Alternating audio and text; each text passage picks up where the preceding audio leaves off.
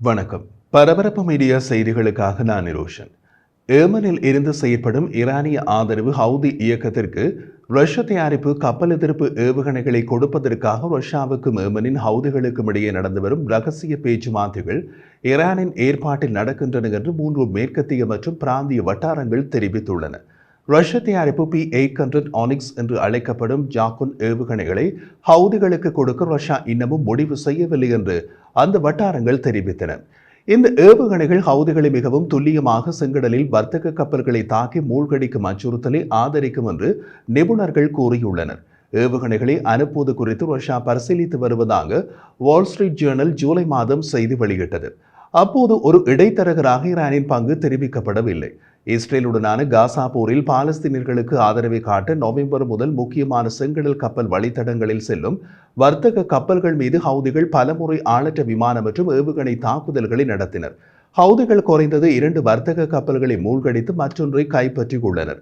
தொழில்துறை அதிகாரிகளின் கூற்றின்படி கப்பல் நிறுவனங்களை சரக்குகளை திசை திருப்பும்படி கட்டாயப்படுத்துவதன் மூலம் உலகளாவிய கடல் வர்த்தகத்தை சீர்குலைத்து செங்கடலில் பயணிக்கும் கப்பல்களுக்கான காப்பீட்டு செலவுகளை உயர்த்தியுள்ளனர். இதற்கு பதிலடியாக அமெரிக்காவும் பிரிட்டனும் ஹவுதிகளின் நிலைகளை தாக்கின. ஆனால் ஹவுதி குழுவின் தாக்குதல்களை நிறுத்த தவறிவிட்டன. செங்கடலில் வர்த்தக கப்பல்கள் மீது நடத்தப்படும் தாக்குதல்களில் இருந்து வர்த்தக கப்பல்களை காப்பாற்றுவதில் அமெரிக்கா இப்போது பெரிதாக அக்கறை காட்டுவதில்லை. காரணம், அந்த கடல் பாதையில் இப்போதெல்லாம் அமெரிக்க கப்பல்கள் பயணிப்பதில்லை.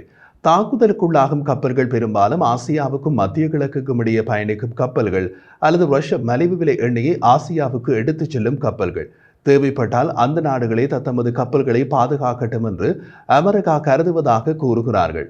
இடைத்தரகராக ஈரான் இருந்து ரஷ்யாவுக்கும் ஹவுதிகளுக்கும் இடையே நடக்கும் பேச்சுவார்த்தைகளை அறிந்த 2 பிராந்திய அதிகாரிகள் ஹவுதிகளும் ரஷ்யர்களும் இந்த ஆண்டு குறைந்தபட்சம் 2 முறை டெஹ்ரானில் சந்தித்ததாக கூறினார்கள்.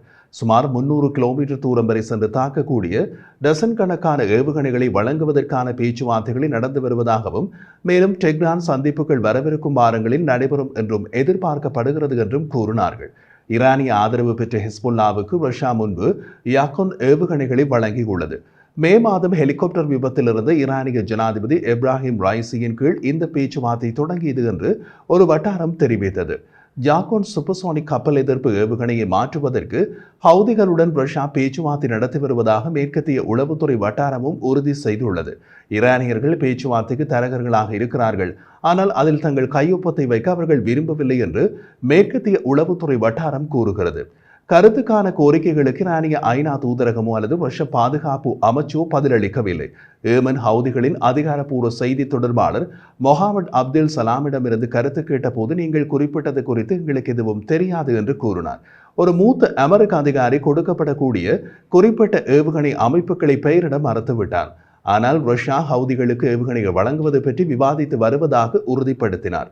இந்த வளர்ச்சி அந்த பகுதியில் பயணிக்கும் வர்த்தக கப்பல்களுக்கு மிகவும் கவலைக்குரியது என்று கூறினார். ஹவுதிகளின் திறன்களை உயர்த்துவதற்கான எந்த ஒரு முயற்சியும் செங்கடல் மற்றும் பெரிய அளவிலான மத்திய கிழக்கில் உலகளாவிய வர்த்தக கப்பல் போக்குவரத்தின் நிலைத்தன்மையை குறைமதிப்புக்குட்படுத்தும் என்று அமெரிக்க பாதுகாப்புத்துறை அதிகாரி ஒருவர் கூறினார். உக்ரைனில் ரஷ்யாவின் போருக்கு மத்தியில் ரஷ்யாவும் ஈரானும் நெருக்கமான இராணுவ உறவுகளை வளர்த்து வருகின்றன.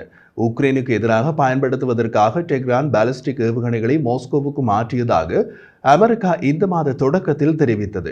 ஹவுதிகளை ஆயுதபாணியாக்க மாஸ்கோ முடிவு செய்தால் மேற்கத்திய நாடுகள் உக்ரைன் மேற்கு தயாரிப்பு ஆயுதங்களை ரஷ்ய எல்லைக்குள் தாக்குவதற்கு அனுமதிக்க முடிவு செய்ய வைக்கலாம் என்று பாதுகாப்புத்துறை வட்டாரங்கள் கூறுகின்றன.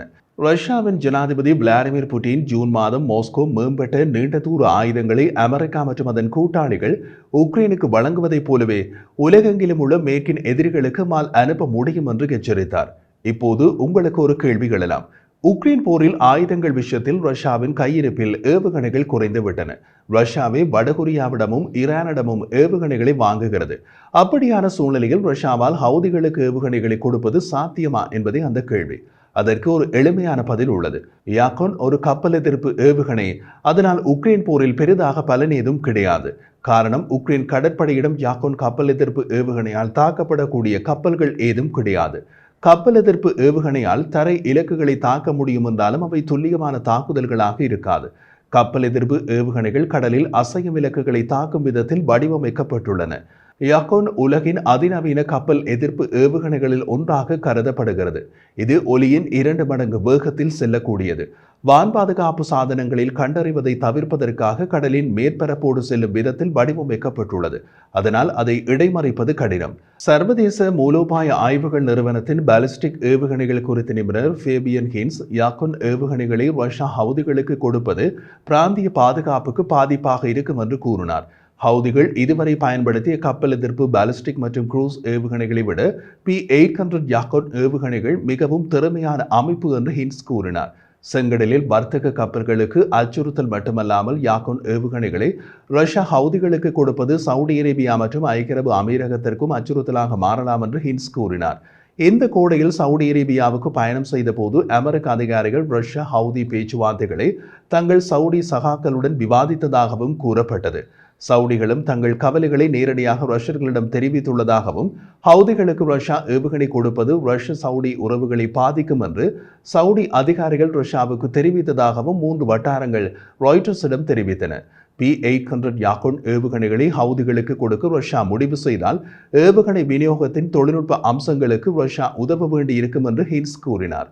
ஹவுதிகளுக்கும் இந்த ஏவுகணை அமைப்பில் பயிற்சி தேவைப்படும் என்றார் அவர்.